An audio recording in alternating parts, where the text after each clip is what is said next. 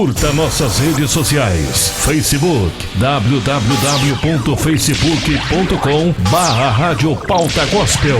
E também nosso Instagram, @PautaGospelPB, e nosso Twitter, @PautaGospel. Rádio Pauta Gospel, a rádio da família.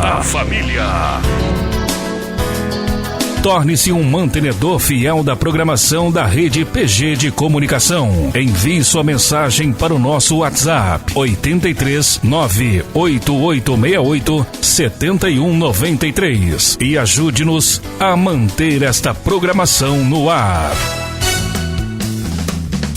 O aplicativo Radiosnet é o mais usado no Brasil para se ouvir rádios no celular. Tenha o seu gratuitamente acessando radiosnet.com.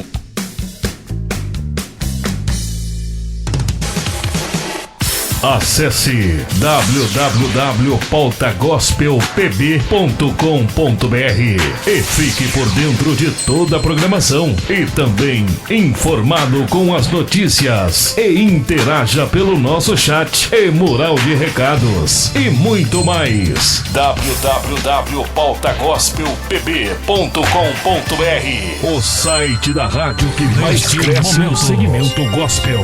Forma a rede de rádio na transmissão ao vivo pela internet.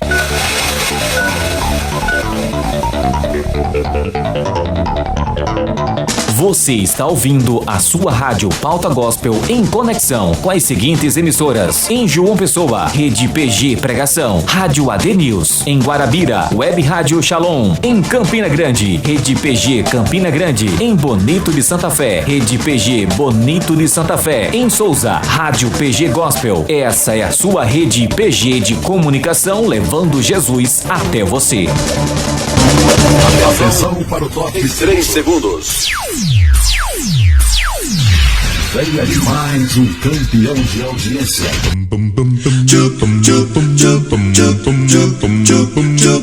Estudar a Bíblia, estudar a Bíblia, estudar a Bíblia na escola dominical. A partir de agora, programa EBD Online. Vamos juntos aprender mais uma lição da nossa escola bíblica. No ar, programa EBD Online. Vem com a família pra EBD.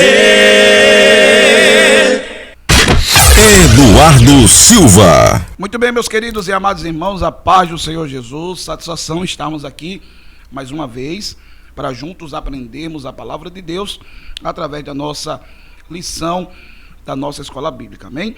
Desta vez estamos aqui com os nossos amados irmãos e para nós é uma satisfação e vamos ouvi-lo, né, cumprimentando a cada um aqui nesse começo da nossa escola bíblica.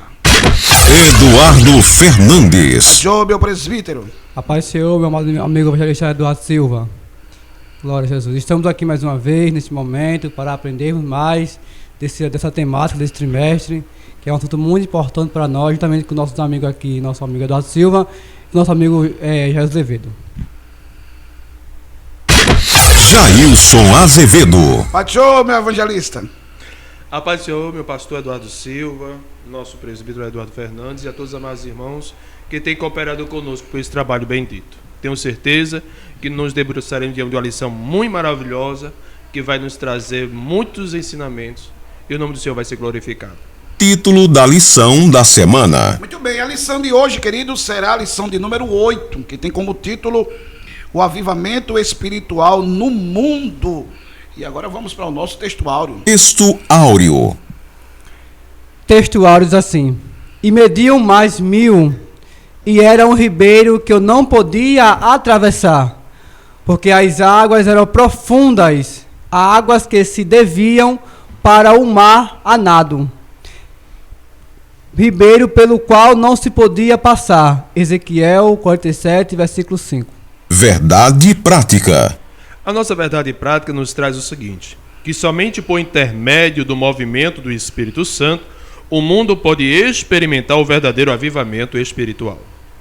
Leitura bíblica em classe. Muito bem, queridos, a nossa leitura bíblica em classe, nós vamos estar lendo ela em 2 capítulos. O capítulo 37, do versículo 7 ao 10, e o capítulo 47, do versículo 1 ao 5 e no final o versículo de número 9. Eu vou ler aqui o primeiro versículo, os irmãos vão dando continuidade comigo aqui nessa leitura bíblica em classe. Pegue sua lição, você que tem em casa, você que não tem, pegue a Bíblia. Ezequiel capítulo 37, versículo 7 diz: Então profetizei como se me deu ordem, e houve um ruído, enquanto eu profetizava, e eis que fez um rebuliço, e os ossos se juntaram, cada osso ao seu osso. E olhei, e eis que vieram nervos sobre eles, e cresceu a carne, e estendeu-se a pele sobre eles por cima, mas não havia neles espírito. E ele me disse: profetiza ao espírito, profetiza, ó filho do homem, e dize ao espírito: assim diz o Senhor Jeová, vem dos 4 ventos, ó espírito, e assopra sobre estes mortos, para que vivam. E o versículo 10 diz: e profetizei com ele, e profetizei como ele me deu ordem. Então o Espírito entrou neles, e viveram, e se puseram em pé um exército grande em extremo. Ezequiel 47, versículo 1.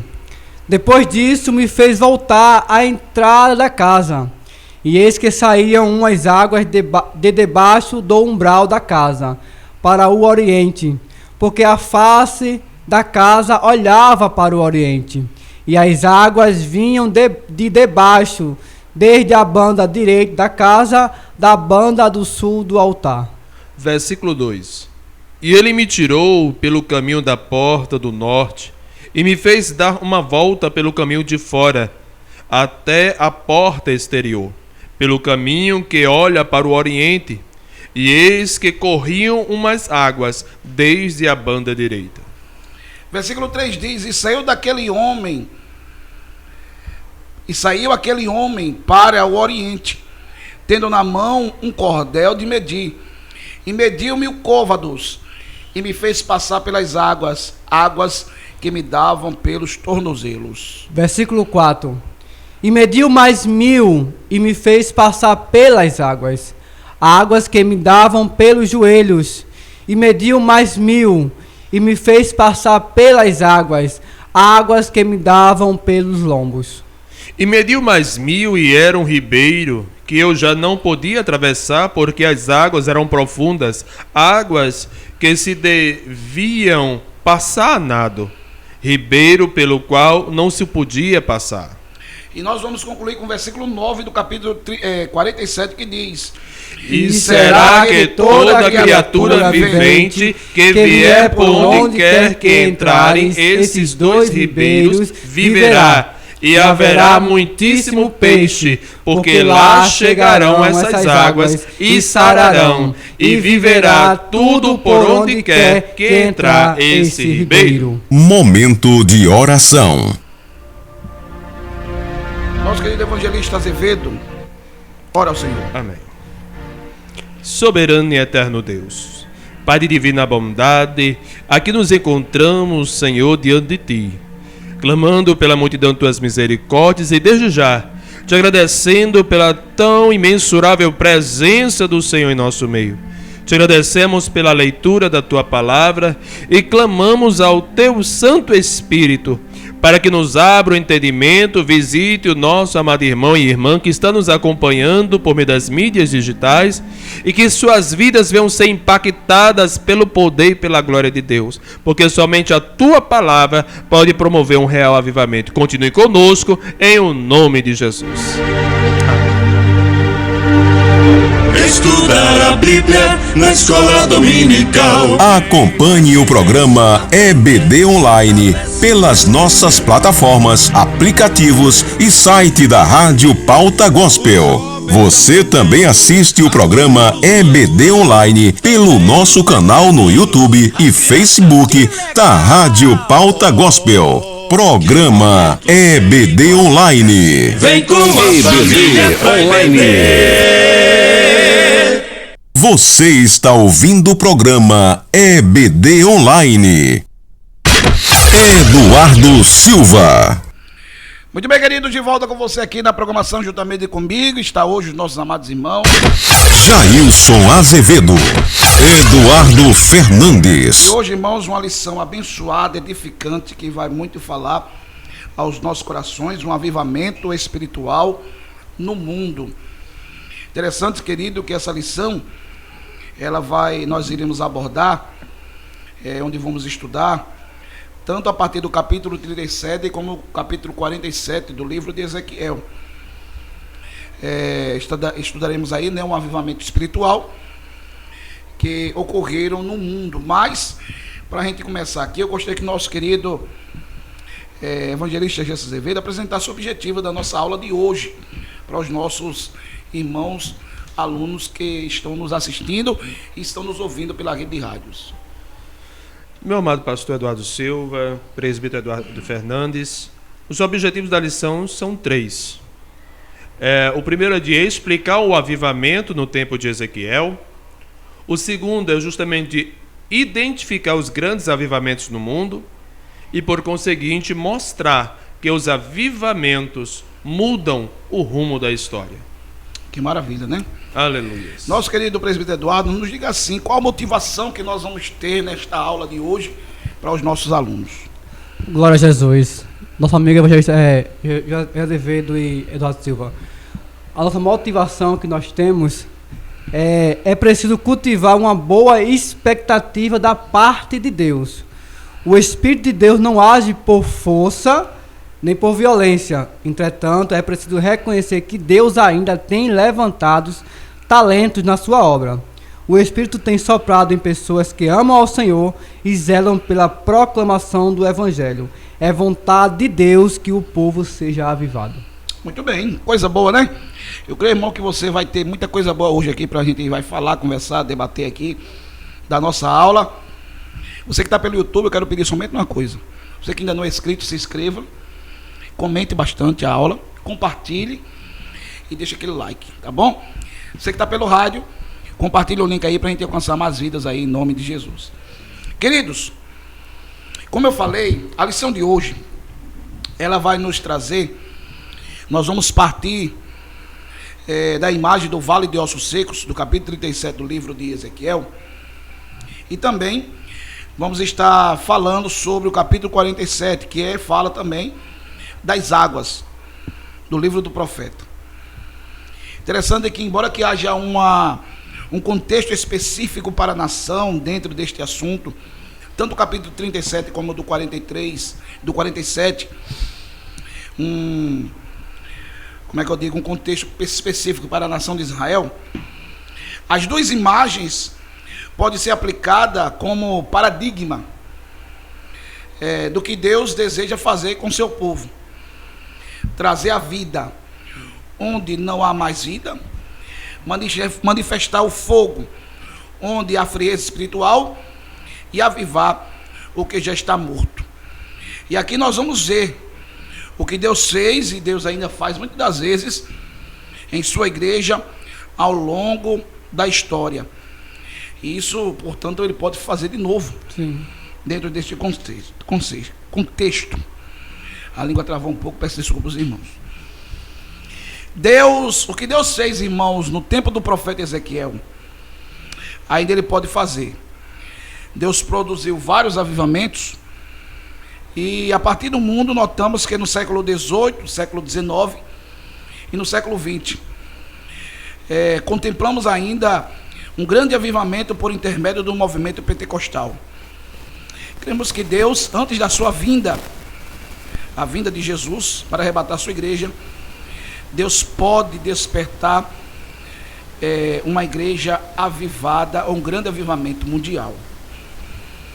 Então, assim, o que nós vamos aprender hoje é naquela área do despertamento. Vamos dizer que a palavra-chave hoje da lição, despertamento. E eu creio que Deus há de trazer esse despertamento. Nós observamos que nos Estados Unidos, sim, senhor, está havendo um grande avivamento de uma igreja. Se eu não me engano, já faz dias, né, que está acontecendo isso. São mais de 200 horas de oração. E o povo fazendo fila para entrar. Fila, glória a Jesus.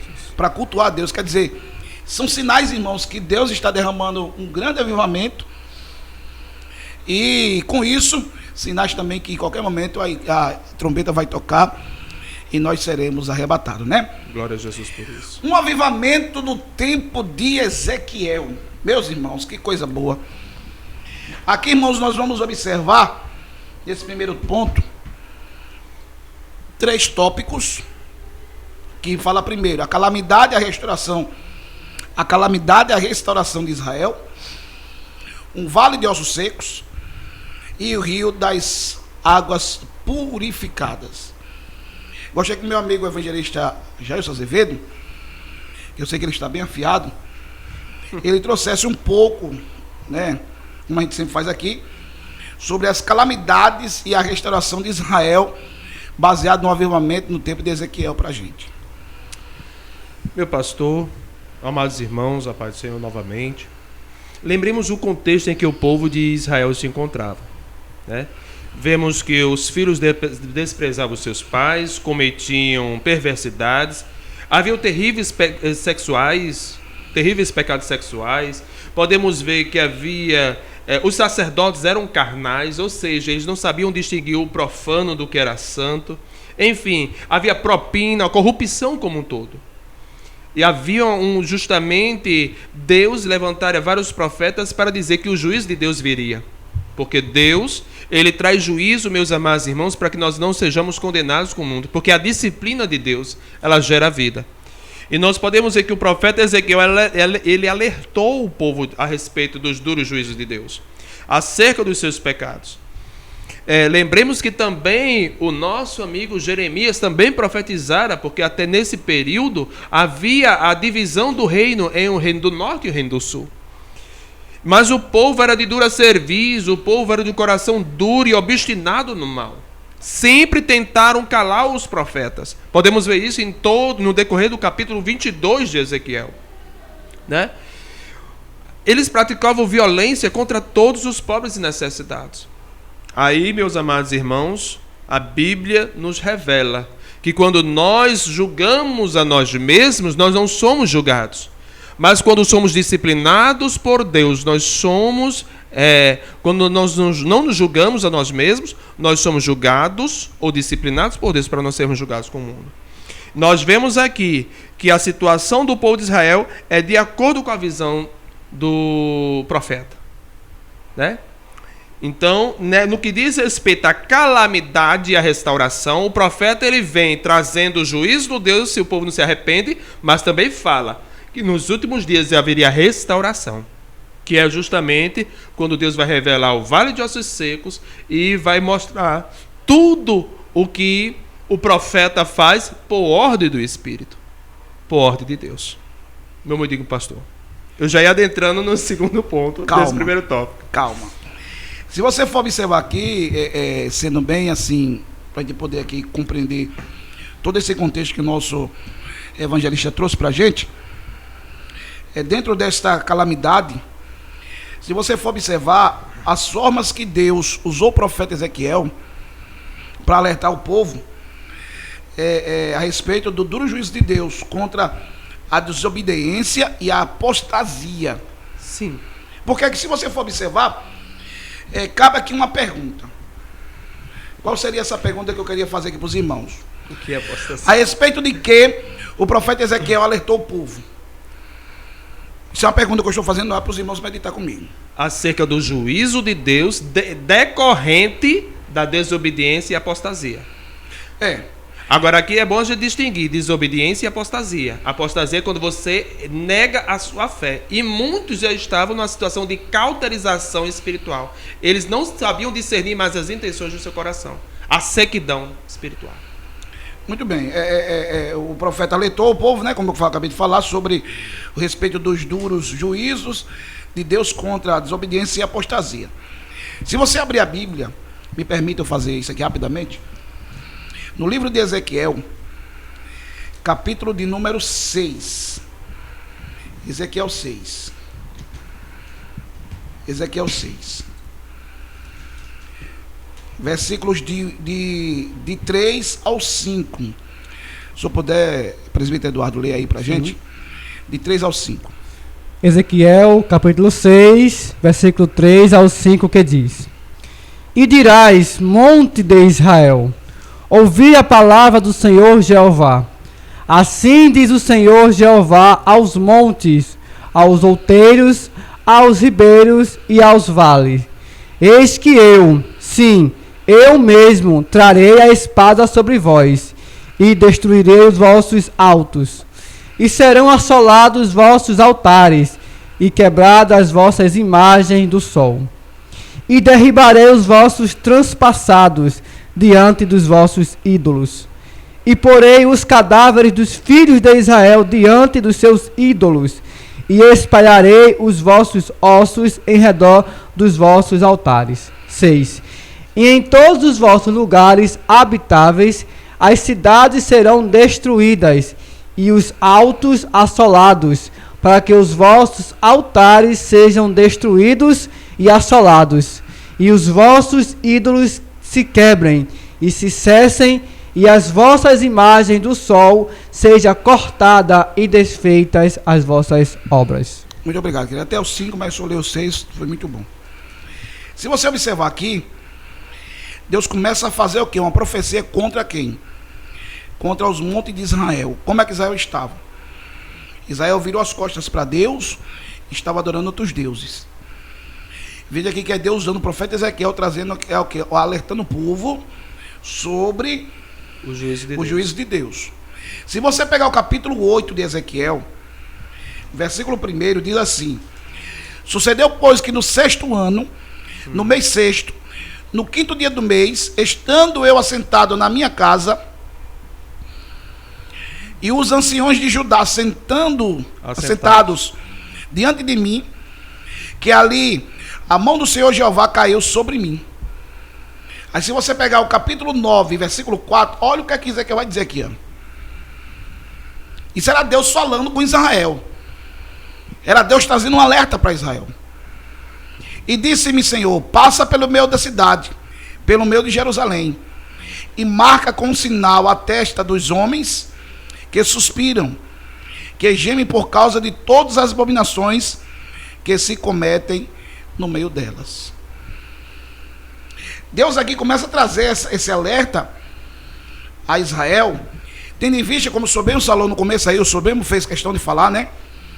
Como estava a situação de Israel, e até um comentarista traz aí, que é uma coisa muito forte. Israel tinha, além de desobedecido a Deus, Israel agora se encontrava fazendo apostasia, se apostatando, não é isso? Simplesmente Ezequiel agora traz este alerta para o povo. Aí você vê, Deus agora se utiliza de quê?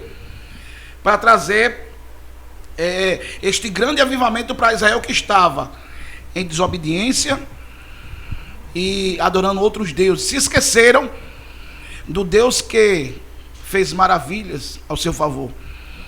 Aí Deus usa agora quem? O exemplo do Vale de Ossos Secos, que o nosso irmão presbítero Eduardo fala isso aí pra gente. Sim, é bem de fato, meus amados irmãos e amigos que estão aqui conosco. Quando falamos sobre um vale de ossos secos, às vezes nós vimos aí muitas pregações, né, falando que Deus vai avivar, despertar. E quando Deus ele revela a Ezequiel como estava a casa de Israel, tem alguns significados em cada sentido na profecia de Ezequiel. O profeta Ezequiel recebeu uma visão a respeito do vale de ossos secos. Essa visão era uma representação do estado espiritual do povo de Israel. Para esse povo, Deus ordenou a Ezequiel profetizar sobre os ossos secos. Havia uma profecia ali de um grande avivamento nacional. Depois de profetizar, Ezequiel contemplou um grande milagre em visão. E profetizei como ele me deu ordem. Então o Espírito entrou neles e viveram e se puseram em pé. Glória a Jesus. É bem interessante, porque às vezes nós não entendemos como é o trabalhar de Deus em nossas vidas, na vida da igreja. Quando Deus ele revela o estado de Israel ao profeta Ezequiel, que eu fiz aqui umas anotações que eu achei bem interessante, que cada coisa que ele falava sobre sobre a carne, sobre os nervos, sobre a pele, sobre o espírito, tinham um significado. Por exemplo, os ossos significavam o quê? Se simbolizava o estado da casa de Israel. Os tendões eram uma questão de alianças políticas que Israel já tinha feito.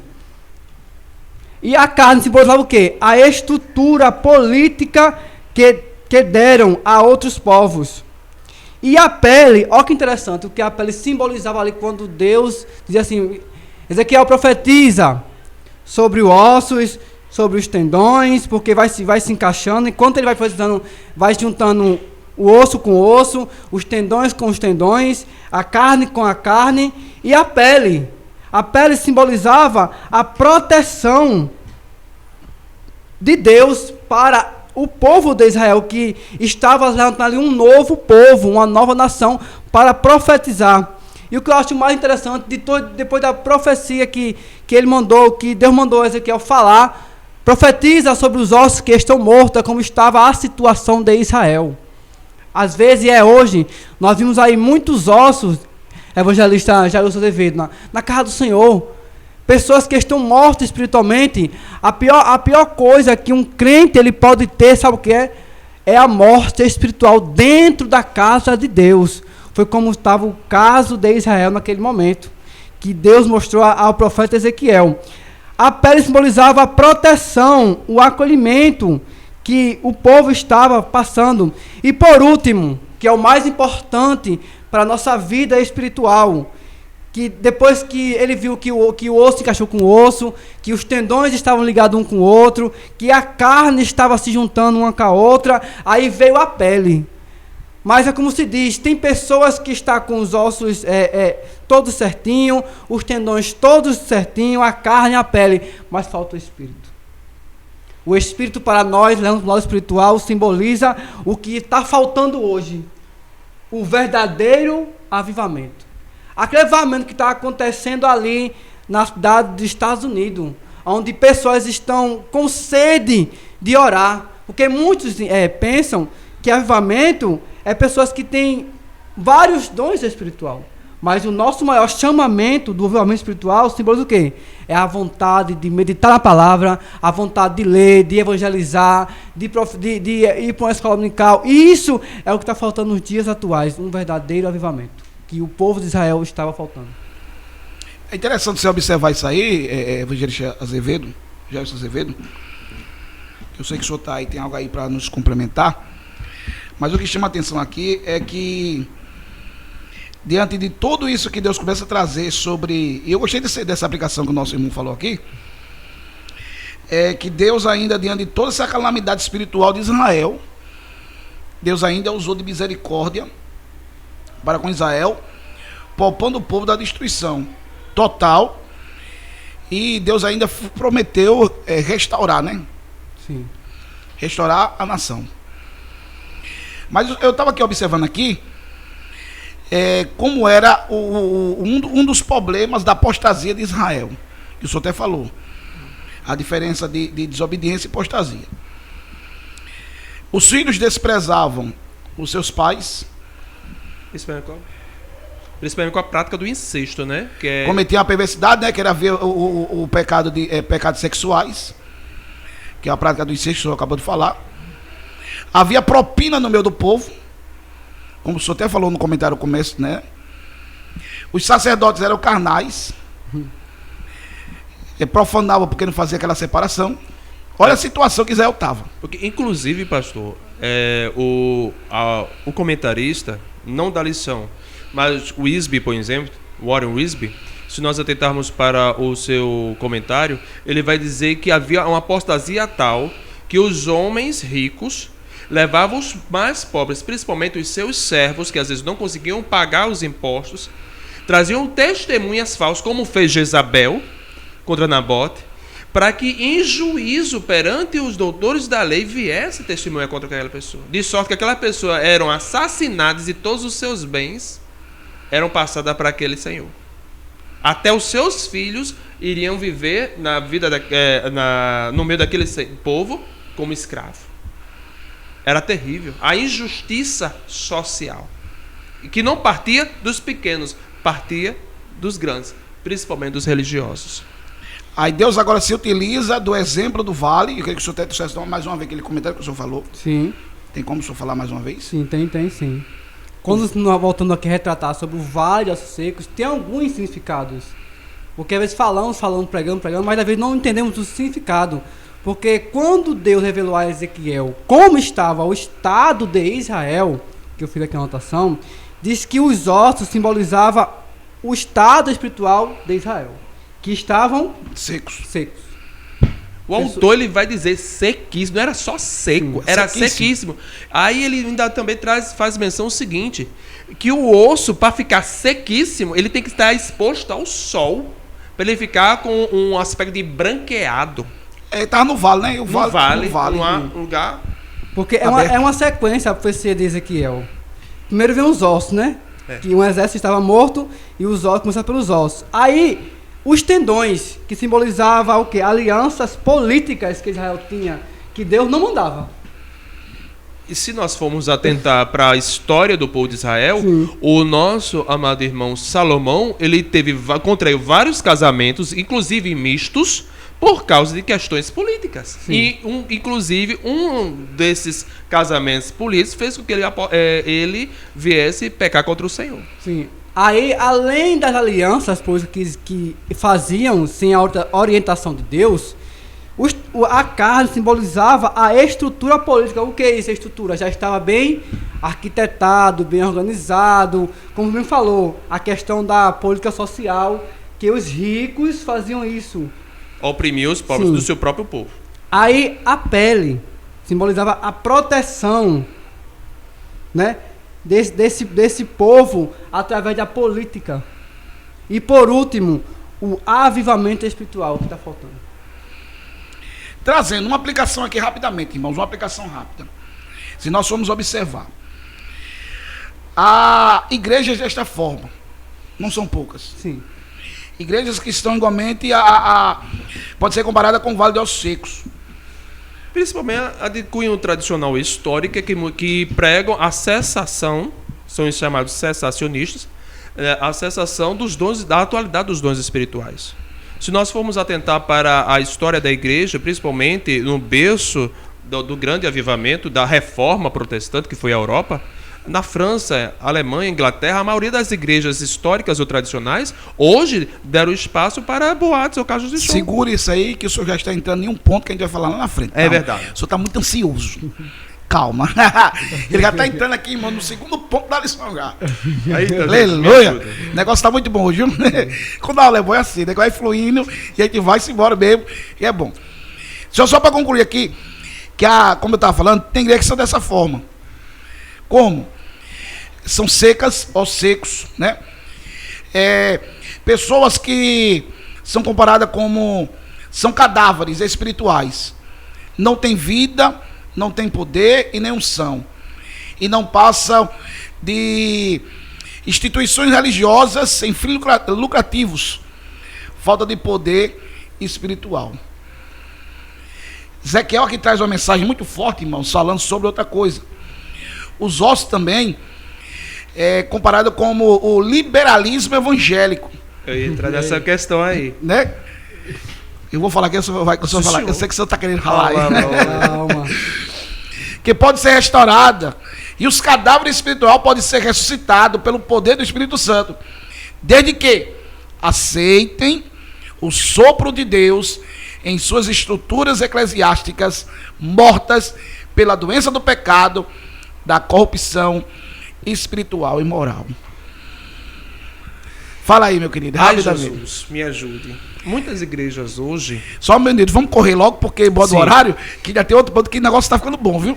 Muitas igrejas hoje, elas estão simplesmente engessadas pela liturgia humanística, onde eles, devido a esse liberalismo teológico, eles têm passado para a comunidade cristã um evangelho superficialista, baseado tão somente na teologia da prosperidade, onde as mensagens bíblicas, cristocêntricas, elas perdem espaço para mensagens bonitas, agradáveis e superficiais que servem tão somente para massagear o ego dos crentes. Que muitas vezes não denuncia o pecado, que muitas vezes não proclama a renúncia, porque evangelho, irmãos, é renúncia. É você tomar todo dia a sua cruz e seguir a Cristo. Falei outrora no culto de missões sobre a mensagem de Cristo, quando ele fala em Lucas 14, 25 ao 35. E ele falou de uma forma veemente, porque o que está em jogo, irmãos, é a nossa eternidade. Existe um céu e um inferno a nos esperar, depende de qual caminho a gente vai escolher para trilhar.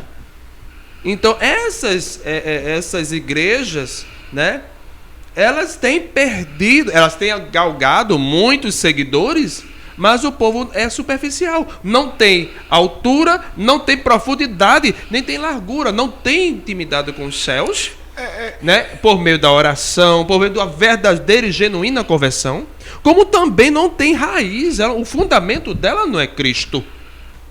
Porque o evangelho de Cristo não é ter haveres, não é você simplesmente se ater às coisas terrenas, é você contemplar o céu. Tanto é que os movimentos avivalistas veio por meio de pessoas que não se conformaram justamente, não é com o mundo, mas com a instituição, a estrutura litúrgica humanística, privando muitas vezes o agir do Espírito Santo, negando espaço a ele. Vamos dizer assim, para a gente concluir esse ponto, nós já entrar no outro já rapidamente, mas podemos dizer que o exemplo de muitas igrejas outras, liberalistas, como nós estamos falando, é o exemplo da igreja de Laodiceia, do Apocalipse.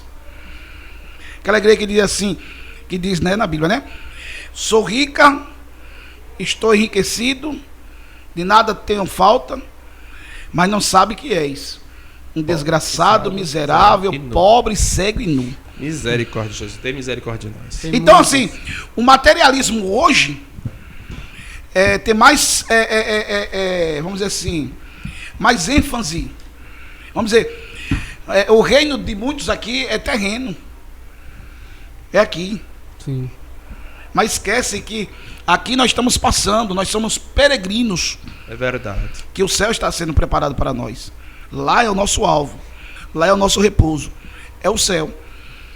Então, era nessa circunstância que Deus agora traz essa visão a Ezequiel. Isso é a visão do vale. Aí vem agora a visão do rio das águas purificadas. Que aqui, meu irmão, é coisa tremenda. Vamos lá, meu evangelista Aleluia. Jesus Azevedo, falando aí sobre essas águas purificadas. Nós sabemos que Deus suscitou os babilônios para trazer a disciplina para o povo de Israel. Mas, devido à multidão das misericórdias do nosso Deus, ele promoveu também, não só trouxe profecias de juízo, mas também de restauração. E nós vemos nesse Salmo 47 justamente isso, as águas purificadoras. Essas águas, meus amados irmãos, nós vamos ver que o profeta, ele vai passar por 3 etapas. A água pelo tornozelo. São 4. A água pelo tornozelo, não é isso? A primeira etapa, vamos ver, Ezequiel 47, 3. Leiamos aqui. 47, 3. Diz assim a palavra do Senhor: Saiu aquele homem para o oriente, tendo na mão um cordel de medir, e mediu 1000 côvados, que significa 450 metros. Tá? 450, e me fez passar pelas águas que me deram pelos tornozelos. Olha só, pelos tornozelos. Fala de superficialidade. Coisa rasa. Se nós formos ver o comentarista, ele vai dizer o seguinte: podemos dizer que se trata do crente que não se aprofunda no relacionamento com Deus. Ele não tem compromisso com Deus. Ele simplesmente aceitou a Cristo, mas não quer viver o Evangelho.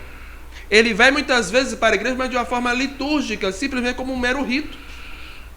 Ele está firmado sobre os pés, sobre os seus pés, sobre a sua vontade, os seus conceitos e as suas percepções humanas de vida. Tipo, eu sou crente, mas não vou ser crente como eles querem. Eu vou ser crente do meu jeito. E não é assim. O apóstolo Paulo diz: não vivo mais eu, Cristo vive em mim. Mas pode também se aplicar à igreja de hoje. A igreja que se deixa levar por uma liturgia humanista, por um evangelho falsificado, pelo fogo estranho, né? Limita-se a ouvir a leitura oficial, a mensagens bonitas e agradáveis. É o tornozelo. A segunda etapa, nós vamos ver que as águas vai dar pelo joelho. Deus não quer que venhamos tão somente ficar na superficialidade. Ele quer ter intimidade para conosco. Podemos entender que se trata do crente que já tem mais comunhão com Deus, mas ainda não está bem firmado nos seus pés em termos espirituais e continua dominado pelos sentimentos humanos e carnais. Eu sou crente, mas minha mão não. Eu sou crente, mas sempre tem uma conjunção de adversidade, sempre tem uma condição. É como se ele ainda dissesse, olha, eu sou crente, mas o velho homem ainda está, sabe? Lutando, reinando sobre a vida dele. Mas que não, nós vivemos nisso uma guerra, né? Se não, a guerra vai existir. Mas quem que vai ganhar? Vai depender de quem você vai alimentar. Me permita só um parênteses aqui rapidinho, porque, irmãos, olhem, qual é o inimigo do crente? Crente tem inimigo? Sim, tem. Nós temos 3 inimigos. O maior deles somos nós mesmos. Mas vamos lá, o mundo, calma. A carne e o diabo. Quais os inimigos? O mundo, a carne e o diabo. Não é o nosso irmão próximo, não. É a luta. O mundo... A carne, que sou eu. Mas nós vivemos com o inimigo e nós dormimos com ele, acordamos com ele. Vivemos com ele, que é a carne. Existe uma luta diariamente. Se eu for... Você como esse exemplo aí agora, do segundo mergulho, né? Da segunda etapa. Sim. Aí qual vai ser as minhas condições? Aqui diz o seguinte... que ele é um homem dominado pelos sentimentos humanos. Ele é carnal, ele não é espiritual. Aí Paulo diz o seguinte: quem me livrará do corpo desta morte? Porque é uma luta constante, mas nós só vamos vencer a nossa natureza se colocarmos Deus em primeiro lugar. Existe um livro muito bom, de John Owen, chamado Mortificação do Pecado. E se nós não lutarmos, irmãos, é impossível? Irmão, não é impossível. Porque assim, Deus não iria nos dar uma missão impossível. Se torna impossível porque eu me deleito mais nos prazeres da carne do que nos espirituais. Verdade. Mas por que isso acontece? Porque nós temos a natureza pecaminosa, somos frágeis, mas se colocarmos Deus. Porque Paulo venceu. Pedro venceu. Aleluia. Os demais, eles são melhores do que nós. A Bíblia nos revela em Hebreus que Elias, o tisbita e Eliseu eram homens semelhantes a nós, sujeitos às mesmas paixões, mas eles escolheram alimentar o espiritual e não o material. Eles buscaram a Deus, eles escolheram Deus. Por isso que Cristo fala: leva a tua cruz e siga-me. E siga-me. A terceira etapa aí, para nós já corrermos. A terceira etapa diz o seguinte: trata-se do crente que ainda tem os pés na terra, mas já se sente mais envolvido pelo rio da graça de Deus, estando mais voltado para cima, para as coisas espirituais. A sua comunhão com o Senhor já evoluiu bastante, e ele pode sentir mais a presença de Deus. Pode ser aquele crente batizado com o Espírito Santo, aquele que fala em línguas, que profetiza, que prega. Mas às vezes, quando Deus o coloca, ou o dia mal o visita, ele às vezes titubeia. Mas, irmãos, nós não somos assim? Sim, porque estão num processo gradativo de santificação, de preparação, até chegarmos à estatura de varão perfeito. Porque o Deus que começou a boa obra, ele é fiel para concluir. É uma etapa do relacionamento que faz a igreja, quando eu falo também a todos nós, a termos relacionamento com Deus, em que sentido? Orar, ler a Bíblia, né? Tem esse momento de comunhão com Deus. Sim. Essa terceira etapa já leva a gente já para esse patamar. Aí vem a quarta. Sim. É quando justamente ele não sente mais a terra. Os pés. Que é essa fase que Deus quer.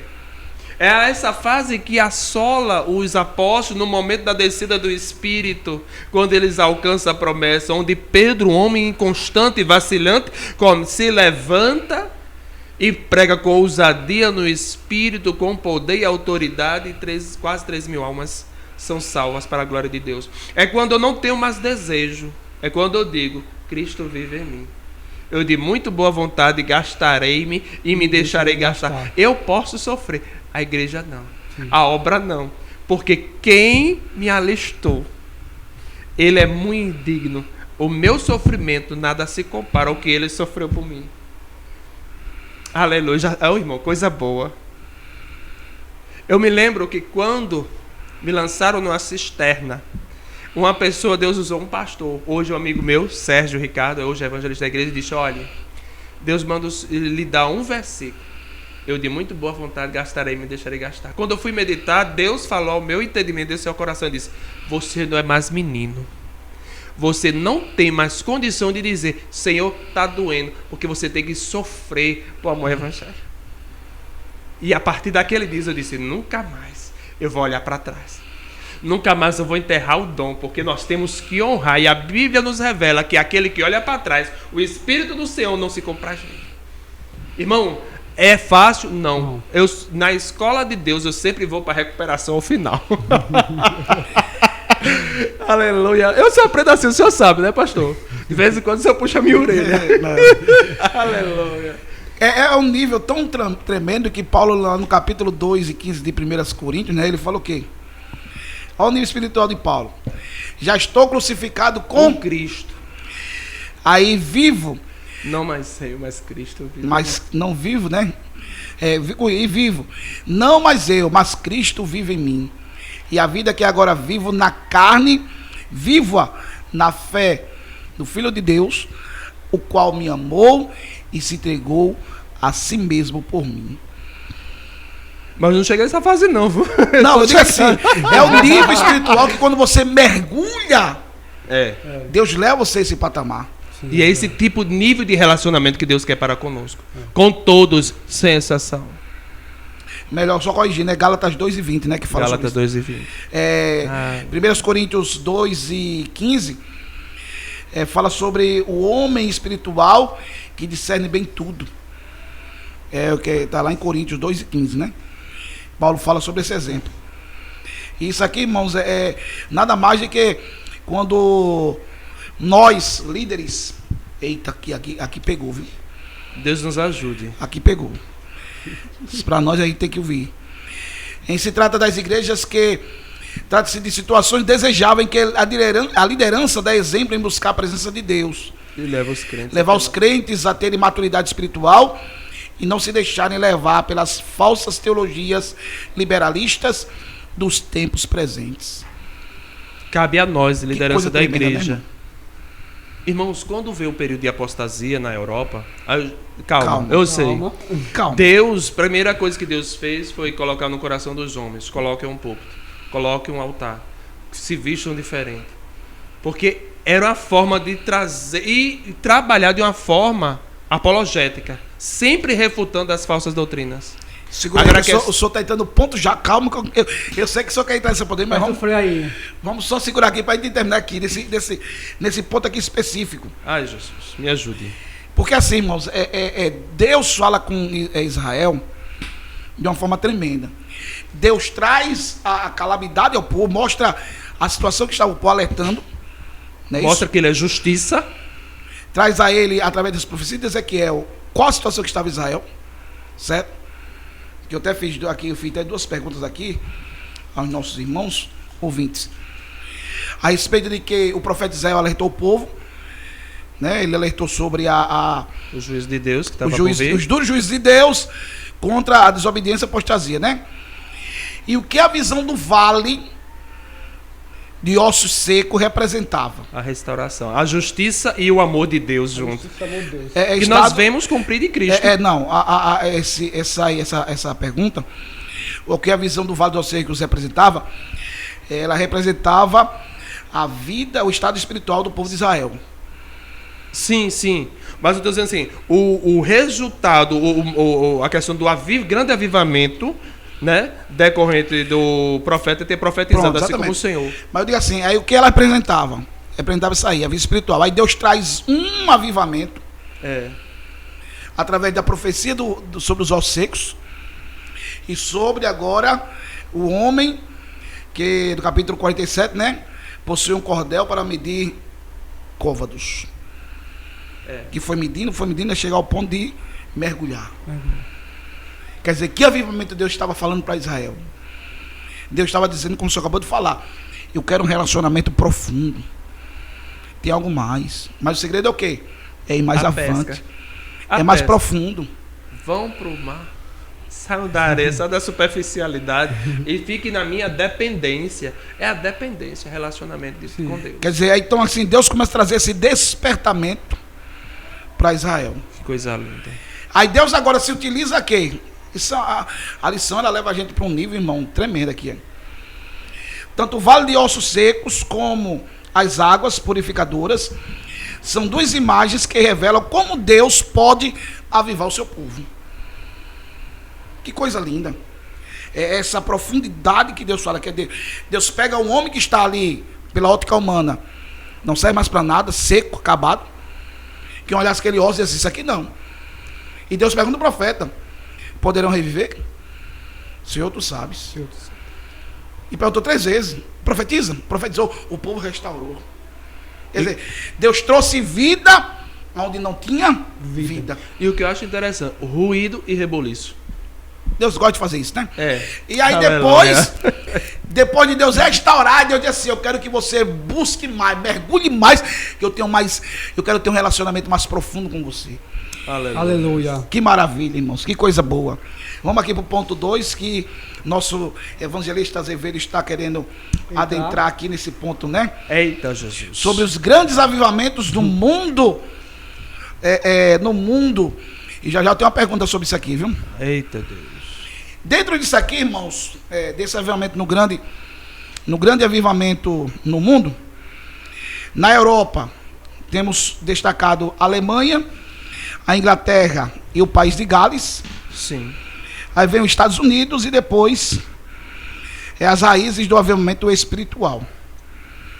Eu queria que os nossos amados irmãos falassem, né? Porque nesse período aqui, principalmente na Europa, em que o continente europeu estava em situação idêntica ao povo de Israel, onde nós falamos tanto do capítulo 37 como do capítulo 47, pela misericórdia divina, não tardou Deus usar pessoas cheias do Espírito Santo para clamarem e preservarem por um avivamento espiritual. O Senhor queria avivar o velho continente. Queria que nosso irmão Eduardo, que está ficou um tempo calado aqui, falar sobre a questão da Alemanha. E na sequência, nosso evangelista Azevedo já fala sobre a Inglaterra. Eu amo a Inglaterra. Glória a Jesus. É bem de fato, Deus como diz nossos amados irmãos, que quando o comentarista relatou sobre esses países que estavam vivendo a mesma coisa que Israel passou, na Alemanha, por volta de 1722, o conde Zinzendorf liderou os morávios no fervor missionário que se espalhou pelo continente europeu e chegou à América, com sua ênfase na religião do coração. Houve um grande despertamento na busca de poder de Deus, principalmente voltado para as missões mundiais. E eu aqui estou sobre essa trajetória aqui da Alemanha, e falou desse povo aqui, morávios. Foi um povo que Deus colocou no coração deles um avivamento espiritual contínuo. Eles tiveram um movimento muito importante, que até hoje é retratado em estudos, as redes sociais, onde muitos pregadores até citam esse movimento que eles fizeram, o povo morávios. Era um povo que, no momento, eles passaram um movimento de 100 anos orando. Foram escalados 24 homens, 24 mulheres para fazer uma oração contínua. É o que está acontecendo hoje lá nos Estados Unidos. É um movimento parecido. Mas como se diz, porque a Alemanha e os demais países que eu citado estavam passando por esse momento de extrema defesa espiritual. Aí o que eu acho interessante, evangelista Jair Azevedo e evangelista Eduardo Silva, que Deus ele sempre levanta pessoas, mesmo uma escassez espiritual, Deus sempre tem aquela pessoa que é uma pessoa que gosta de orar. É o remanescente, né? Sim, como diz aqui a lição, a Bíblia. São pessoas que colocou no seu coração não a religião, mas o movimento de orar. a busca incessante pelo Senhor. Eu falei uma vez aqui na outrora que as pessoas estão perdendo o hábito de orar. Hábito é o quê? É eu me levantar, escovar meus dentes, ter minha refeição uns 3 vezes ao dia. O povo está esquecendo até de fazer a oração da manhã, quando se levanta. A oração antes de se alimentar. Mas esse povo, além dele fazer esse movimento, o povo moráveis, de ir para a casa do Senhor, escalar pessoas para fazer uma oração, hoje você vai, amanhã, e foram 100 anos de contínua oração. O que nós precisamos hoje, a igreja brasileira, é ter esse movimento espiritual. Quer dizer, foi-se uma geração que buscou o avivamento, não teve, mas Deus se lembrou deles. Sim. Deus é maravilhoso. Então, é o que nós precisamos. Eu sei que tem muitas campanhas de oração, nas igrejas, mas campanhas que, se nós for olhar com um olhar crítico espiritualmente, não faz muito efeito. Porque até então, se nós formos olhar o nível espiritual da igreja, quer conhecer o nível espiritual, o nível de maturidade espiritual da igreja, a gente tem que ver as escolas bíblicas, nós temos que ver os cultos de oração, tá? E os cultos de doutrina, que é de ensinamento.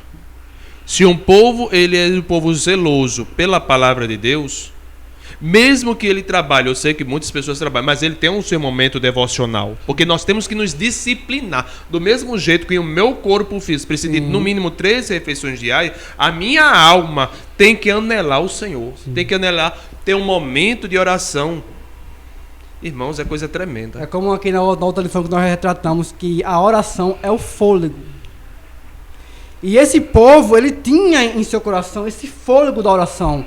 Foram 100 anos esse povo em constante oração na Alemanha. Muito bem. Vamos lá, meu amigo, ainda na Europa, falar sobre a Inglaterra aí. Fala aí, não. Eu amo esses cabras aqui. John Wesley e Charles Wesley, que eram 2 irmãos que apregoaram na Inglaterra do século XVIII. Irmãos, eles avivaram. Irmãos, eu li um livro do pastor Hernandes Dias Lopes, o Pentecostes, o fogo que não se apaga, que sinceramente eu creio, me desculpe o comentário, mas é questão pessoal minha, eu creio que ele está na igreja errada. Ele é mais pentecostal do que muitas pessoas, mas assim, que muitos que se dizem pentecostais, porque quando ele vai falar sobre John Wesley e Charles Wesley, nós vamos ver que são 2 jovens que tinham um grande fervor missionário, que viviam na igreja, mas eles queriam buscar o poder de Deus. Sim. Hoje a minha oração é que Deus dê fome ao povo. A nossa oração enquanto liderança da igreja é pedir a Deus, Deus dê fome. Não fome de pão, nem sede de água, mas fome de Deus e sede da presença de Deus. Porque o que está faltando em nosso meio é isso muitas vezes. A igreja... Claro que toda regra é exceção, mas a igreja, eu vejo que ela está acomodada. Ela tem que despertar, porque é chegado, já estamos à última hora, o arrebatamento está aí. E nós temos que cuidar. E nós vemos que John Wesley e Charles Wesley, irmãos, ele viajou 42 vezes para a Irlanda, 22 vezes para a Escócia. A Escócia de John Knox, que na sua oração ele dizia, Senhor, dê-me o país. Será que nós já oramos? Alguém que está nos ouvindo já orou? Senhor, eu quero o Brasil para o Senhor. Me dê o país. Incendeie, Senhor, de norte a sul, de leste a oeste. O norte, o nordeste, o sudeste, o centro-oeste e o sul. Deus traga um real avivamento. Eles buscavam o poder de Deus e a unção do Espírito Santo no avivamento com George Whitefield. Eram do mesmo período. Então, somente com o surgimento desses 3 grandes líderes, o clima espiritual de muitas igrejas passou por uma mudança real e um grande avivamento. Irmãos, eles pregavam nas minas de carvão. Na Inglaterra do século XVIII, que estava em efervescência devido à Revolução Industrial. Eles iam, olha só, os irmãos Wesley foram notáveis exemplos de vida em comunhão com Deus. Não se conformou com o estilo de vida da igreja anglicana, formalista e sem poder, uma das igrejas históricas ou tradicionais que prega o cessacionismo, ou seja, a cessão dos dons espirituais, da atualidade dos dons espirituais, né? E pôs-se a pregar o retorno à vida esposada no Novo Testamento. reuniu jovens na faculdade, chamados de o Clube Santo. Não é que esse é demasiadamente santo não, irmãos. É buscar a santidade, buscar a presença de Deus. Porque verdadeiros pregadores, eles pregam sobre santidade. A Bíblia diz que andeis em paz com todos, e a santificação sem a qual ninguém verá a Deus. Não era bem visto pelos demais crentes. Wesley andava 90 quilômetros a cavalo para levar a mensagem de Cristo. Viajou 42 vezes à Irlanda, 22 vezes à Escócia. A sua pregação era bíblica e conservadora. É por isso que hoje algumas pessoas atentam para o caminho mais fácil, pregar uma teologia da prosperidade, porque vai obter plateia. Mas esquece que o evangelho é cruz, é espinho, é sangue, é suor. Então, irmãos, eles fizeram a diferença, John Wesley e Charles Wesley. George Whitefield também. Que a nossa oração seja como as deles. A história da igreja não afirma que eles falavam em línguas, é o que o autor diz, tá? Mas sim que eram grandemente avivados e contribuíram para a busca maior do poder de Deus numa sociedade que se dizia cristã, mas que vivia de modo frio, letárgico e sem unção. É semelhante a Ló e a sua família. Estavam ali em Sodoma e Gomorra. Não participavam daquele movimento, mas estavam em conformidade. É verdade. Não agia diferente. Não tinha tempero, não tinha sabor. É nessa perspectiva. Então, eu acho muito interessante. Agora, outra coisa. Está tendo um avivamento nos Estados Unidos, na universidade. Aí o pessoal diz, alguns inclusive, eu quero fazer até uma certa crítica ao pastor Hernando Dias Lopes e a outro que é da mesma linha presbiteriana. Alguns não vão entender. Porque ele fez menção a gente, porque eles pensam que nós não somos letrados, nós não conhecemos Bíblia. Muitos deles dizem muitos não vão entender que aquele movimento nos Estados Unidos é avivamento, porque não falam em línguas, porque não há manifestações dos dons espirituais. Nós sabemos que avivamento não só se resume ao falar em línguas. O falar em línguas é uma manifestação física inicial do batismo no Espírito Santo. E não avivamento em si. Porque se nós formos atentar para a igreja primitiva, avivamento era pregação com poder, uma mensagem cristocêntrica, a qual dizia: convertei-vos cada um do vosso pecado. Sim, e também, é um impulsionamento às missões mundiais, como o ato de hoje, né? Tanto é que o nosso entendimento do real avivamento, características o exercício da comunhão, perseverança na palavra, a confissão e o abandono do pecado, a prática do temor a Deus, o desprendimento dos bens materiais e o desejo em congregar.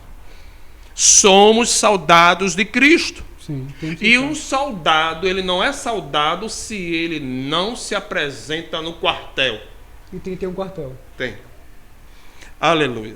Eu creio que eu já falei demais, meu pastor. O senhor Eduardo Silva. Se você for observar aqui, tanto a Alemanha como a Inglaterra, Deus levantou homens para trazer um grande avivamento. Sim. Isso é interessante. Né? Na Alemanha foi... Os Morávios.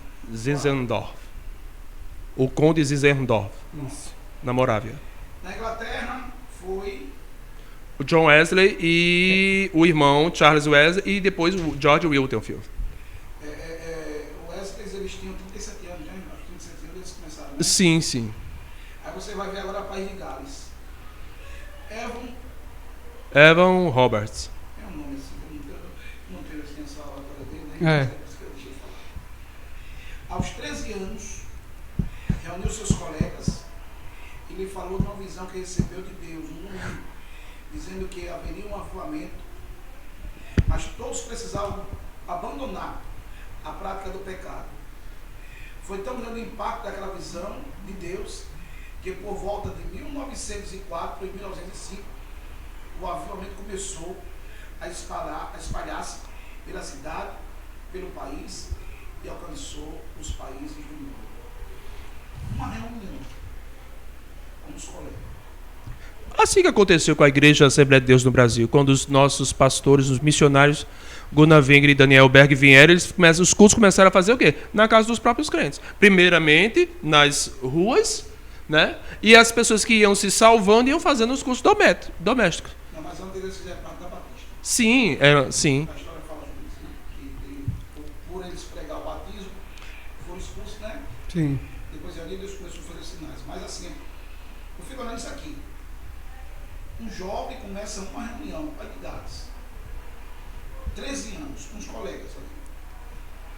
Aí diz, olha, Deus me deu uma visão, um grande movimento, mas para isso acontecer, é preciso o quê? Abandonar as práticas pecaminosas. As práticas do pecado. Para quê? Para receber o que Deus tinha para dar. E dessa simples reunião, Deus começa agora a impactar o mundo. O povoado, o estado e o país. E isso abrange hoje nós aqui também. Sim. Aí uma pergunta que eu queria fazer para os irmãos aqui que estão nos ouvindo, nos assistindo, sobre isso aqui. Dos 3 países da Europa que ocorreram o grande avivamento, que marcaram a história, qual foi? Os 3 países da Europa. Sim. Aí foram o que nós citamos: a Inglaterra, a Alemanha e o País de Gales. Você vê assim, a forma que Deus começa a trabalhar na Europa. Agora como? Deus se utilizando de homens. De homens. Jovens, Pessoas simples. que estavam disponíveis, ou disponível, né, para a obra, para esse trabalho. Aí Deus agora traz o quê? Dos Estados Unidos. Deus começa também a trazer um grande avivamento para a América. E por isso houve vários grandes avivamentos na nação americana. Através de quem? Deus começa a utilizar de quem nos Estados Unidos? De Seymour. Charlie... meu nome é Charlie Grandison Finney. E também, depois ele começa a trazer aqui, né, uma grande influência sobre... Sim, Estados Unidos. Charles Finney. Muito bom. Depois George Capel Morgan. do movimento Vida Profunda, que pregava um viver pleno na presença de Deus contra uma vida morna que dominava muitas igrejas evangélicas. Então aqui Deus começa a trazer, irmãos, um grande avivamento, não só da Europa, mas aí dos Estados Unidos, utilizando de homens para ele trazer o quê? Um grande avivamento, um despertamento. Mas o segredo não é somente naquele momento, tem que buscar. Sim. Porque ao passar do tempo, o que é que conta a história nos Estados Unidos? Igrejas que lugares que eram avivados viraram museu. Ou bares, casas noturnas. Lugares que grandes capelas, né, catedrais, melhor dizendo, que hoje se torna museu, você entra lá, lugares de bares, né, também, né? Pastor, vou dizer sincero, eu acessei algumas imagens porque estou estudando sobre a biografia de Charles Haddon Spurgeon. O Metropolitan, a igreja, né? Tabernáculo Metropolitan.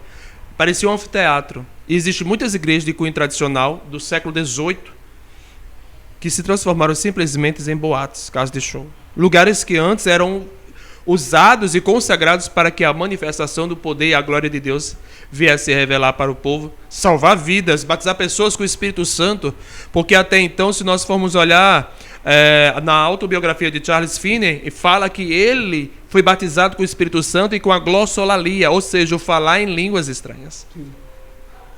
Para alguns que são cessacionistas, eu vou lhe dar um lembrete.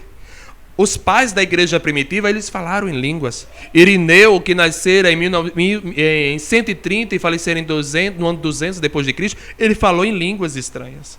Tertuliano também. Orígenes. Então, assim, Jesus é o mesmo ontem e hoje e eternamente. Se você for analisar, Deus derramou um movimento muito grande nos Estados Unidos, mas chegou um ponto que as pessoas se acomodaram, que se você for analisar na história, os grandes artistas do meio secular dos Estados Unidos, isso mesmo. Boa parte deles são de Israel da igreja. O próprio Michael Jackson, quando era novo, ele cantava na igreja. A Beyoncé. Aí vem também o próprio Fred Mercury, Elvis Presley. Inclusive, ele gravou uma música, já sendo cantor secular, né? Que é um hino. Outra também que se destacou bastante, que agora esqueci o história, irmão, quer dizer, o diabo, irmãos, Verdade. Ele cega o entendimento. Deus levanta alguém para a glória dele, ele veio como fez com Jesus lá no deserto. Mostra a glória da fama, a glória do mundo que ele quer dar, que é algo passageiro. Porque, irmãos, o diabo ele tem um poder, irmãos, ele é limitado, mas tem o seu poder. Tem. Sim, senhor. Tem influenciado ele destacar no mundo. A fama, tudo que a carne oferece, vem disso. Os desejos é o inimigo de nossas almas. Então cabe a nós buscarmos a Deus. É isso que eu vejo nesses últimos dias, através dessa lição, Deus trazendo um grande avivamento, um despertamento para a igreja, tempo de buscarmos a Deus. Não é se espelhar no homem, não. É olhar para Jesus. Não perdemos o nosso foco. Não perdemos o nosso objetivo, é o céu. E isso aí que eu vejo hoje, Deus trazendo esse grande despertamento para nós, através desta lição. Vem agora as raízes do avivamento. Meu irmão, isso aqui é muito profundo. Eu creio que nosso irmão Eduardo Fernandes, juntamente com o nosso evangelista Azevedo, falasse aqui sobre essas raízes, né? Que onde nós vamos falar sobre o movimento da fé apostólica. Eita! Quem conhece? Quem já ouviu falar? Eita. Pode começar nosso irmão Eduardo, você vai dividindo aí nosso Azevedo. Eu peço uma coisa dos irmãos. Eu peço a desculpa, irmãos, às vezes tocar nesse assunto, porque assim, nós temos um horário aqui. E às vezes o assunto é tão bom que a gente começa a falar, esquecemos que temos ainda outros pontos. Meu Deus, abordar, né? Deus nos ajude. Então, nosso irmão presbítero Eduardo, fala aí sobre essas raízes do avivamento da igreja, juntamente com o nosso evangelista Jair Azevedo. Sim. Chegamos aqui na raízes do avivamento pentecostal. Né? Falamos sobre o avivamento na Europa, agora falamos dos Estados Unidos. E dentro desse contexto dos Estados Unidos, Deus levantou grandes homens, como já foi aqui citado, no ano de 1900, Charles Fox Parham, obreiro leigo e pregador itinerante, resolveu fundar o chamado Movimento de Fé Apostólica, com o propósito de preparar obreiros leigos para evangelizar. Fundou o Instituto Bíblico Bethel College, na cidade de Topeka, no Kansas, Estados Unidos. Quando falamos desse homem aqui que Deus levantou, que criou essas denominações para continuar falando do amor de Deus, é bem interessante, nesse contexto dos Estados Unidos, né, no estado da América, o avivamento espiritual, Deus levantou esses dois homens, né, Fox Parham e William Seymour. E o interessante, meus amados irmãos, que cada um tem a sua particularidade específica, a sua particularidade. E o que eu acho interessante de Fox Parham, que Deus levantou ele num contexto acadêmico, que ele era acadêmico, ele era advogado, porque Deus tem os seus propósitos, Deus tem os seus desígnios. E Deus impulsionou a ele a criar uma academia para obreiros que não entendiam. Leigos significa pessoas que não entendem, que não leem. E o interessante é que Deus levantou esse homem para começar o avivamento espiritual. Nós sabemos que avivamento espiritual não é o falar em línguas, mas sim o despertamento para continuar falando do amor de Deus, o despertamento de missões. E quando o Senhor levantou esse homem, Charles Fox, ali aquele povo ali, mas ele ficou preocupado também em não só ensinar os acadêmicos, mas também os obreiros leigos. Aí ele criou esse movimento Fé Apostólico. E falando de Seymour, Seymour que foi um grande evangelista aqui, eu vou já para o nosso amado falar daqui a pouco, falando de Fox aqui, continuação, que foi levantado com o propósito de preparar obreiros leigos. Nós temos aí algumas teorias, que a nossa Igreja Assembleia de Deus no Brasil foi levantado por obreiros leigos. Mas para Deus fazer, não importa a faculdade, não importa estudo.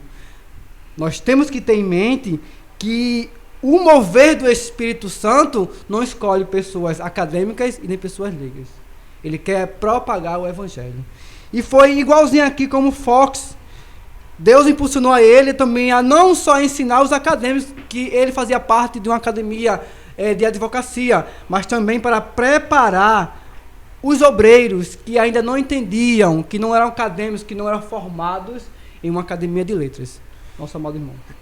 O senhor entrou num ponto bem interessante, porque muitas igrejas pensam que o ministério é uma profissionalização. Né? Quando se fala em leigo, não é que ele não saiba ler ou não. Só desculpa aqui os irmãos, que quando eu estava falando aqui, meu microfone estava abaixado.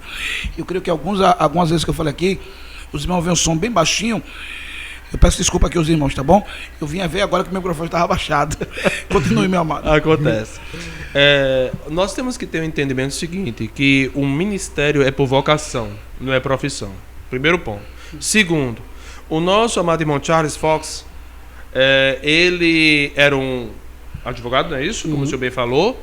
E era um obreiro leigo. Por que era leigo? Porque ele não tinha uma certa profundidade nas Sagradas Escrituras. Isso não significa que ele não era letrado.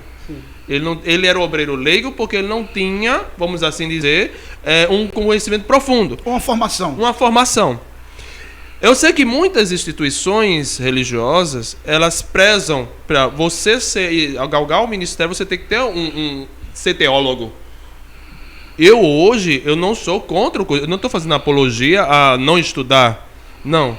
Mas a gente tem que ver que a gente não pode profissionalizar o ministério. Segundo ponto, por que Charles Fox propôs isso? Porque ele estava altamente incomodado com a frieza espiritual das igrejas estabelecidas. Ou seja, ele estava inconformado. Ele conhecia a Bíblia, ele conhecia a história da igreja e ele viu, não está condizendo. Nós temos que mudar essa realidade. Por isso que eu falo muitas vezes, nós temos que sair do conformismo. Nós não podemos nos conformar com pouco, se Deus, ele é Deus de muito. Então, de uma perspectiva espiritual, estou falando. Permita-me falar até algo aqui sobre nesse contexto. O que é que nós estamos testemunhando hoje? Pessoas que acreditam mais em profecias do que na Sagradas Escrituras. Quando na realidade a palavra é a maior profecia. É a profecia maior. Pessoas que procuram mais profetas do que a palavra. Sim. Então, veja que Deus já tinha preocupação em 1900 de levantar pessoas para isso. Eu conheço alguns obreiros, irmãos, que Deus chamou, porque Deus faz isso. Deus é soberano, ele se utiliza. Que não sabiam nem ler. E leiam a Bíblia. Deus instruiu ele a ler a Bíblia. Além de ler, o Espírito Santo traz interpretação. Mas não quer dizer com isso que eu vou me acomodar nisso. Não, irmão. Cabe a mim a responsabilidade de buscar Deus e aprender, olha, a palavra. Para exercer o ministério com excelência. Louvado seja. Então, ele se incomodou com a frieza espiritual e ele promoveu a fundação desse movimento. Com o quê? Com o objetivo de restaurar a fé da igreja primitiva. Se a Bíblia revela que no livro de Atos dos Apóstolos, também chamado como Atos do Espírito Santo, a igreja pregava com poder, havia sinais, prodígios e maravilhas, se Deus não há sombra de variação nele, então ele pode fazer isso nos dias de hoje. Mas para isso eu tenho que sair da minha zona de conforto e buscar o Senhor. Mas se você for observar em Atos dos Apóstolos, você não vai ver nenhum movimento sem ter palavra. Sim, porque o pregou palavra. Pedro pregou, foi Bíblia, não pregou outra, foi Bíblia. Sim. Porque a palavra traz esse avivamento. Somente a palavra. Adiante aí. Então nós vamos ver, com o propósito de preparar obreiros leigos para evangelizar, fundou o Instituto Betel. Ok. Aí vem também o nosso amado irmão, né? Seymour. Que eu acho interessante nele é o seguinte, que ele pertence a um grupo, né, de santidade, e foi atraído pelo movimento da fé apostólica de Charles Fox, e ele foi batizado no Espírito Santo com evidência em línguas, novamente. Que Seymour é do avivamento de quê? Da Rua Azusa. Da Rua Azusa, que é anterior a Born State, não é isso? É. Que era tão pequenininho, se tornou tão pequeno. Bright Street. Street. Isso. Então nós vamos ver o quê?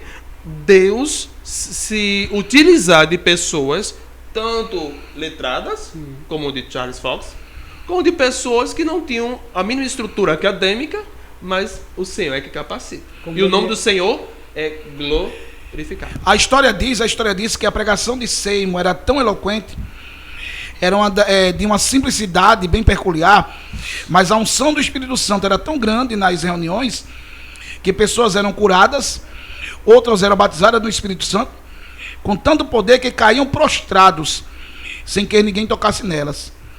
Pessoas de outras denominações corriam para o local conhecer o novo movimento evangélico. Dentre essas, foi recebido o pastor batista, de nome William Durham, que depois teve um papel importante no pentecostalismo brasileiro. Aí vem aqui, né? A Rua Azusa começou o que os historiadores chamam-se avivamento pentecostal do século XX. O movimento espiritual ali causou grande impacto sobre a população, que em 18 de abril de 1906, Los Angeles Times noticiou, o Time, né? Time noticiou acerca de um novo e estranho reavivamento que estava sacudindo a cidade. E o título da matéria era Estranha Babel de Línguas, o artigo dizia. Babel. Quer dizer, que impacto, irmão, o pastor Seymour, ele trouxe nesse movimento pentecostal. Eu gostaria só de trazer algo que o autor ele enfatizou. Olha que coisa interessante. Quando nós nos apropriamos da palavra, o que acontece?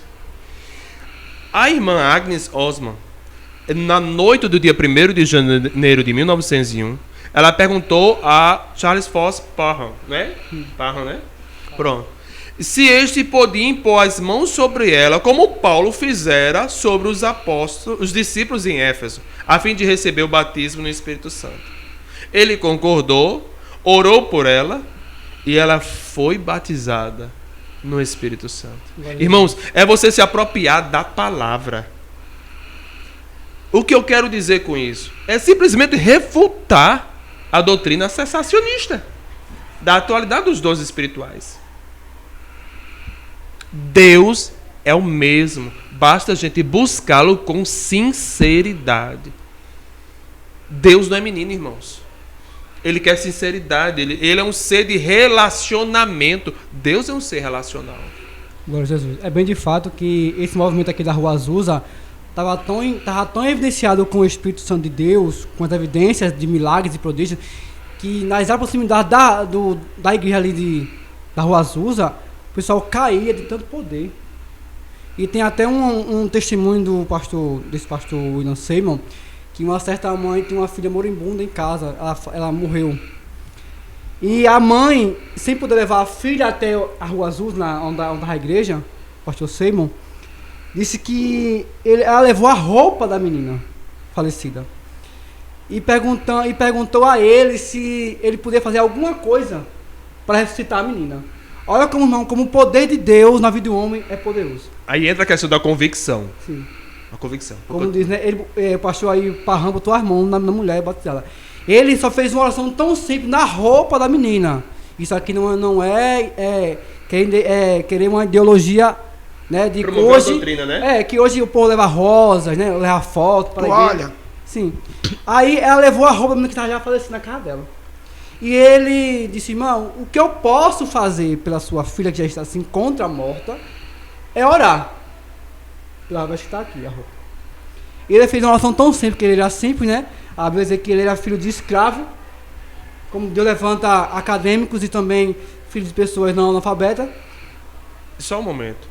Por que levantou o escravo? Lembre-se que na história do processo de formação sócio-histórico e cultural dos Estados Unidos, tanto as colônias do Norte como do Sul eram escravocratas. Principalmente as do Sul, né?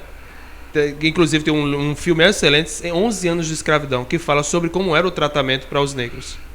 E inclusive existia bairros para negros depois da abolição da escravidão lá. Inclusive o maior expoente foi Martin Luther King, pastor negro. E para finalizar essa história desse testemunho, que foi verídico, diz que ele orou pela roupa da menina. E quando a mãe chegou em casa que vestiu a roupa da menina, a menina ressuscitou. Olha a evidência da unção do Espírito na vida do homem. E a fé dela. Sem fé é impossível. Homem simples que impactou a humanidade. Então, irmãos, o denominado avivamento pentecostal do século XX, que impactou todo mundo, começou ali. Na Rua Azusa. Né? Então, os grandes avivamentos marcaram a Europa, impactaram os Estados Unidos e formaram raízes para o avivamento pentecostal. Então, quando nós observamos assim, que tipo de avivamento ainda impacta o mundo inteiro? O denominado pentecostal, avivamento pentecostal do século XX, que impactou o mundo inteiro. Esse sim é o exemplo dado, que vem começando na Europa, impactando os Estados Unidos, e formaram raízes no avivamento pentecostal. Amém? Finalizando, irmãos, porque temos pouco tempo aqui, sobre o avivamento no mundo. Os avivamentos mudam a história. Isso fala do impacto, como eu acabei de falar, né? Do impacto do mundo e também sobre geração depois do avivamento. É interessante que, se você for observar aqui, qual é a esfera que é possível observar como um impacto do avivamento, é o consenso entre os estudiosos e a formação de que os maiores avivamentos do mundo trouxeram impactos profundos na política, na economia e na cultura. Ou seja, nas esferas da sociedade como um todo. O grande avivamento começa por aí. Deus começa a levantar. Se você for observar aqui, podemos citar inúmeros exemplos, mas ficamos com um que ocorreu entre os pentecostais dos Estados Unidos. No contexto da tragédia do racismo naquela nação, mesmo entre igrejas históricas, foi possível contemplar vítimas dos séculos de conflitos raciais, cultuando ao Senhor, falando em línguas estranhas, se alegrando no Espírito Santo. Pastor, só para confirmar, Joel capítulo 2, servos e servas, ou seja, para Deus na acepção. Só um verdadeiro avivamento espiritual remove o pecado da divisão de qualquer espécie. É bem interessante, né, que aqui em Atos 2 vai citar, naquele momento ali de Atos 2, que os países que estavam ali, as pessoas que estavam ali. Eu vou ler aqui em Atos 2, o versículo de 9, diz assim: olha o que tinha lá em Atos 2, alguns países representantes, né, partos e medos, elamitas e os que habitavam na Mesopotâmia, e Judeia e Capadócia e Ponto e Ásia, e Frígia e Panfilha, Egito e parte da Líbia, junto a Cirene, e forasteiros romanos, tanto judeus como prosélitos. O 11. E cretenses e árabes, todos os termos ouvidos em nossas próprias línguas falar das grandezas de Deus. Deus é lindo, maravilhoso. Né? Sobre a geração depois do avivamento, meu querido Eduardo Fernandes. Sim. Vamos lá. Rapidamente, para a gente concluir aqui, eu creio que nosso irmão Azevedo, evangelista, tem algo para falar ainda. E nós estamos com pouco tempo, viu? A geração depois do avivamento. Nos dias atuais, estamos vendo muitas coisas que entristecem a vida cristã. Também é consenso que em várias partes do mundo, os avivamentos provocaram mudanças nas igrejas, mas infelizmente não perduraram. Em muitos lugares, a chama se apagou. Os instrumentos de Deus que incendiaram nações passaram e seus sucessores não tiveram o mesmo ímpeto em manter o fogo aceso. Ora, o Deus de John Wesley, Charles Spurgeon e William Seymour é o mesmo? Ele não mudou. Mais do que nunca, precisamos sentir a mesma necessidade que esses homens de Deus sentiram em seus tempos para buscar um verdadeiro avivamento espiritual nas igrejas da atualidade. O Espírito Santo deseja avivar o seu povo. Será que Deus mudou? Não.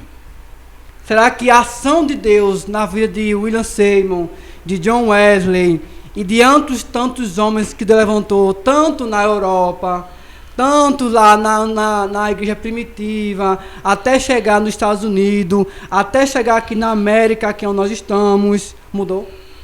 Não. A questão, como falou aqui nosso amado irmão comentarista, que os irmãos que falaram do avivamento de Deus, ali com ímpeto, que passou a sua trajetória, o seu tempo, os seus sucessores, né, depois que eles partiram, vai dizer que eles não tiveram o mesmo ímpeto que aqueles homens, como diz aqui, que eu acho bem interessante aqui, que tiveram o mesmo ímpeto em manter o fogo aceso. Eu sei que tem muitos pregadores aí que ainda mantêm o fogo aceso do Espírito, através das suas pregações, através da sua vida testemunhal, através do seu relacionamento com a igreja. Mas o que o Senhor quer de nós é que todos nós sejamos igual a John Wesley, William Seymour e os demais que passaram a sua vez. Nosso irmão.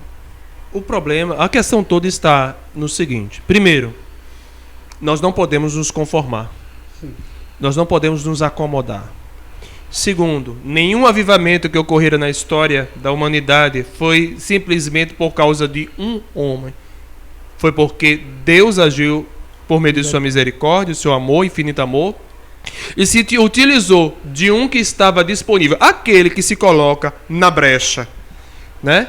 Então, esses homens que já foram citados, eles eram inconformados, eles queriam um real avivamento, eles queriam ter intimidade, um relacionamento mais profundo com Deus, e Deus os honrou, porque a palavra de Deus tem que se cumprir. Então, nós temos que ter esse entendimento que nenhum avivamento pode ser atribuído o êxito a uma pessoa. Não. Mas tão somente a uma vida devocional regrada, disciplinada na oração, na meditação na palavra e de querer o melhor para a igreja, o melhor para o povo, o melhor para o país, a nação. John Knox, um grande avivalista da Escócia, ele orava, dizendo: Senhor, dá-me o país. John Wesley, Billy Graham, por exemplo, quando visitou a casa de John Wesley nos Estados Unidos, que hoje é um museu, ele, quando foi olhar os quartos, ele estava na universidade, né? Na universidade teológica, um seminário. Ele, quando foi visitou, ele viu ao lado da cama de John Wesley 2 marcas de joelhos. E ele orou pedindo a Deus: faz de novo, faz de novo. E pelo que eu sei, foi um único evangelista que conseguiu encher um estádio de futebol, não para o povo assistir uma partida, uma Copa do Mundo, Mundial de Clubes, não. Mas foi para ouvir a palavra de Deus. E no final de sua pregação, pessoas correram, invadiram o campo de futebol, mas não foi para adorar o homem, foi para buscar Jesus. Aleluia. Irmãos, nós precisamos orar com afinco como esses irmãos, porque a oração é o termômetro da espiritualidade do crente. Como é que eu converso com Deus? Por meio da oração. Deus é um ser relacional. Assim como eu converso com minha esposa, minha filha e meus amigos, eu tenho que ter uma real necessidade diária de orar, de conversar com Deus. E esses homens, se nós formos atentar para as suas biografias, vamos ver que eram homens que tinham a vida regrada, disciplinada na oração e na meditação da palavra. Provavelmente eles fizeram discípulos, sim. Fizeram sucessores, sim. Mas esses sucessores se esvaíram. O texto diz que os seus sucessores não tiveram o mesmo ímpeto em manter. Aí a Bíblia nos revela que Atos 2 Apóstolos diz que e eles perseveravam na doutrina. Não é isso? Atos 2 vai falar isso. Então nós temos que perseverar. Porque é bem certo, irmãos, que os rudimentos estão sendo transtornados. Lá em Salmos 11, versículo 3 diz isso. Não existe mais verdades absolutas para o mundo secular. Vivemos um liberalismo desraigado, onde o que é certo é visto como errado e o que é errado é visto como certo. O que era pecado, hoje já não é, na visão de alguns. Cada um seguindo de acordo com o seu coração. E esquece que a nossa regra de fé e prática, de vida, a nossa bússola para ir ao céu está aqui. Meu pastor Eduardo. E mas cabe também, irmãos, observamos aqui que cabe a nós darmos continuidade a esses exemplos. Aí vem o peso da liderança. Cabe a mim, isso é algo individual. Dar continuidade àquilo que eu aprendi. certo? Não dá querer trazer novidades, inovações, não. Eu tenho que seguir o exemplo daqueles que vieram, os pais que me ensinaram. Porque está o segredo, né? Os pais ensinam para os filhos dar continuidade. Então, é esse despertamento que Deus quer trazer para nós. Cabe a cada um de nós. É algo individual. Não é algo que você... É algo que eu tenho que ter esse desejo.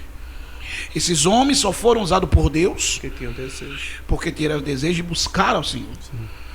Então, cabe a nós termos esse despertamento e buscar esse mesmo Deus. O Deus que usou pastor John Wesley, Charles Finney, pastor William Seymour e vários outros, os heróis da fé, como tem um livro, né?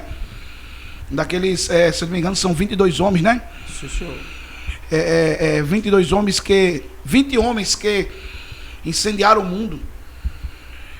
Se você nunca leu o livro Herói da Fé, compre e leia. De Orlando Boia, né? Muito bom. Muito bom. Maravilha, você vê cada coisa extraordinária. Então cabe a nós a buscarmos. Isso aí é algo individual. O céu é tomado à força, mas depende de mim. Sim. Amém, irmãos? Que possamos ter aprendido um pouco nessa aula. Perdoe qualquer falha que cometemos aqui, né? Porque somos sujeitos a falhar. Mas estou feliz e alegre por tudo quanto nós já participamos neste dia, neste momento, amém? Nosso evangelho já Jesus, muito obrigado. Meu amado mais pastor, uma vez, né? É uma honra imensa e ao mesmo tempo uma responsabilidade muito grande. Verdade. Que Deus abençoe os irmãos e continue orando por nós, para que Deus nos ajude. Nosso presbítero Eduardo Fernandes, mais uma vez, muito obrigado, viu? Eu que agradeço a honrosa oportunidade de estar aqui com os irmãos, né? Grandes mestres do ensino de Deus, e também compartilhar os nossos conhecimentos para todos que nos acompanham.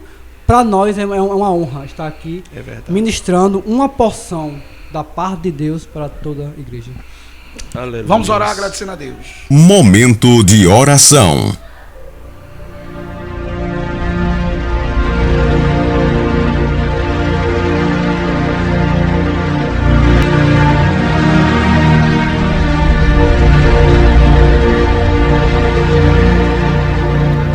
Nosso querido presbítero Eduardo Fernandes ora ao Senhor agradecendo a Ele. Oramos neste momento. Pai, neste momento, meu amado Deus, queremos te agradecer por esses momentos, Senhor, em Tua presença, onde possamos, Senhor, explanar um pouco, Senhor, dos Teus ensinamentos, Senhor, que esse ensinamento possamos estar cada dia, Senhor, abalizados, Senhor, que possamos ter em nós o avamento, Senhor, espiritual que incitamos, Senhor, assim como aqueles homens, Senhor, que possam estar ali, Senhor, falando do Teu amor, que possamos ter o mesmo ímpeto, Senhor, a mesma graça, para proclamar o Teu Evangelho, Senhor. Continua conosco, meu Senhor da glória. Tudo isso é o que nós te pedimos, em nome do Teu Filho amado Jesus. Amém.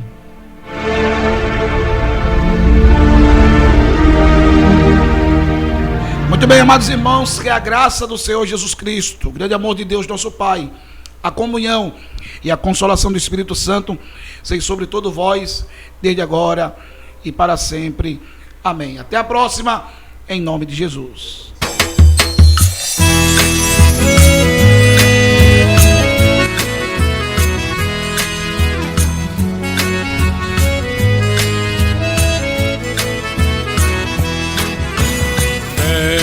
No caminho ajuda a caminhar, oração, comunhão, alegria, palavra que ensina a amar. É Deus sempre conosco, de dia, de noite, disposto a andar.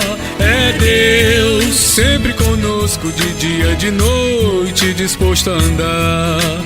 Escola dominical, na vida é presente, é tradição, compromisso, é alegria da gente. Estudar a Bíblia na escola dominical. Final do programa EBD Online. Até o nosso próximo programa.